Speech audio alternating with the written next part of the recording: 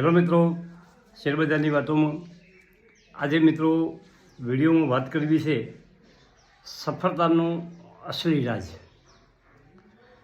સફળતા પાછળ શું વસ્તુ અસલી છે અને જે લોકો સફળ થયા છે એનું અસલી રાજ શું છે એની વાત કરવી છે. પરંતુ એના પહેલાં આપણે જે આપણું મન છે એની અથાગ શક્તિઓ અને ધનની ફેક્ટરી એ મન છે, એના વિશે થોડીક વાત કરવી છે. પણ થોડીક બજારની વાત કરી લઈએ. સેન્સેક્સ કાલે 503 પોઈન્ટ એટલે કે 0.59% ઘટી 85,138 ઉપર બંધ થયો. નિફ્ટી 26,032 ઉપર બંધ થયો, 143 પોઈન્ટ ઘટ્યો 0.55%.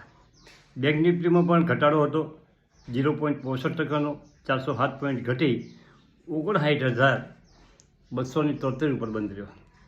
મિડ કેપ 60,900 ઉપર બંધ રહ્યો, 132 પોઈન્ટ 0.22%નો ઘટાડો. એની ઉપરના શેરો 892 શેરો વધતા હતા અને 1,339 શેરોમાં ઘટાડો હતો. એટલે ઓલ ઓવર ઘટાડો વધારે હતો. મિત્રો, હવે પૈસા પહેલાં મનમાં બને છે.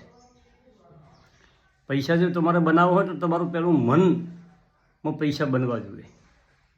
તમારા મનમાં પૈસા માટેની ઈચ્છા જાગૃત થવી જોઈએ. ધનની અસલી ફેક્ટરી બેંક નહીં, તમારું મન છે.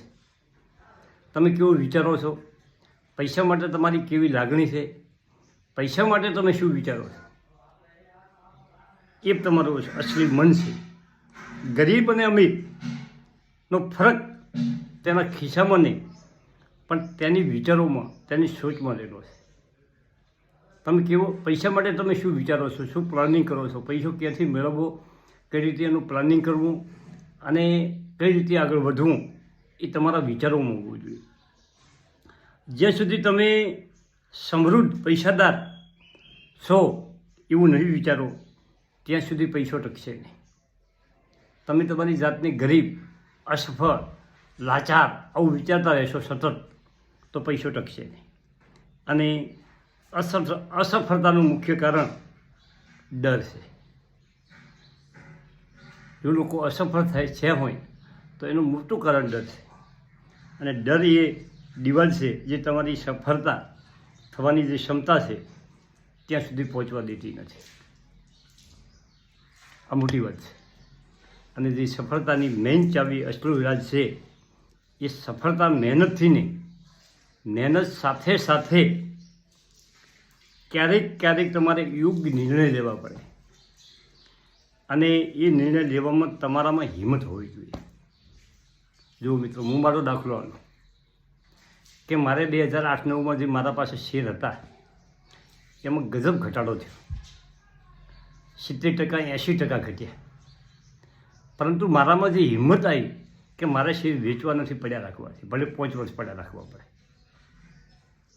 જો એ નિર્ણય લેવાની ક્ષમતા મારામાં ન હોત અને હું ડરી ગયો હોત અને વેચી નીકળી ગયો હોત બધું, તો આજે જે મારા પોર્ટફોલિયોમાં જે કંપનીઓ પડી છે અને જે હજારો ટકા રિટર્ન આપ્યું છે એ મને રિટર્ન ના મળત.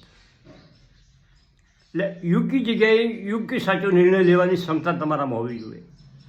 એમાં તમારે ડરવું ન જોઈએ. મિત્રો, ડર માણસની પ્રગતિમાં એક જોરદાર અવરોધ ઊભો કરે છે. અને ઘણા માણસો વિચારો કલ્પના કરે, કલ્પનાથી ડર ઊભો કરે. ભવિષ્યમાં આમ થશે અને આમ દરેક એના મગજને નેગેટિવ વિચારો કરે. કોઈ પણ કામ કરતાં પહેલાં એ સફળ થવાના પાસા હોય, કોઈ પણ કામના 2 પાસા હોય, નેગેટિવ અને પોઝિટિવ. એ પોઝિટિવ પાસાનો વિચાર જ ના કરે, એ શરૂઆતમાં જ નેગેટિવ પાસાનો વિચાર કરે અને ડર ઊભો કરે મનને અને નિર્ણય લેવાની ક્ષમતા એમની ગુમાવી દે છે. આ અસફળતાનું મોટું કારણ છે. કોઈ પણ બિઝનેસ ચાલુ કરો, કોઈ પણ કંપનીનો શેર લ્યો કે કોઈ પણ કામ કરો, એના 2 પાસા હોય છે, એક પોઝિટિવ અને એક નેગેટિવ. ધારો કે મેં કોઈ 1000 રૂપિયામાં એક શેર ખરીદ્યો, તો એમાં નેગેટિવ પાછું એ છે જ એ ઘટવાનો છે. અને ઘટવાના ડરથી જો હું શેર દેવાનું જ બંધ કરી દઉં તો મને જે નફો થવાનો છે એ ના થાય. બીજું પાછું સફળતાનું પાછું એ છે કે એ શેર વધશે, ડબલ થશે, 3 ગણો થશે, કંપની આગળ વિસ્તાર કરશે, કંપની મોટી બનશે, એનું માર્કેટ કેપ 10,000 કરોડનું છે, 20,000 કરોડ થશે, 1 લાખ કરોડ થશે, 2 લાખ કરોડ થશે. એ વિચાર પોઝિટિવ વિચાર. પોઝિટિવ વિચારો માણસની ક્ષમતા, ડર દૂર કરે છે. અને નેગેટિવ વિચારો માણસને ડર પેદા કરે છે. ભવિષ્યની કલ્પનાઓમાં માણસ ડર પેદા કરે છે. તો એમાંથી સમજી વિચારી અને યોગ્ય નિર્ણય કરવાની ક્ષમતા તમારામાં પેદા કરવી જોઈએ મિત્રો, તો તમે સફળ થઈ શકો.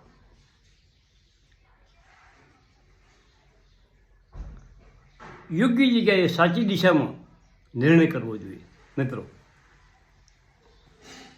અને એ સફળ થવાનું અસલી રાજ્ય છે. ડર્યા વગર તમારામાં હિંમતથી તમે નિર્ણય લઈ શકો.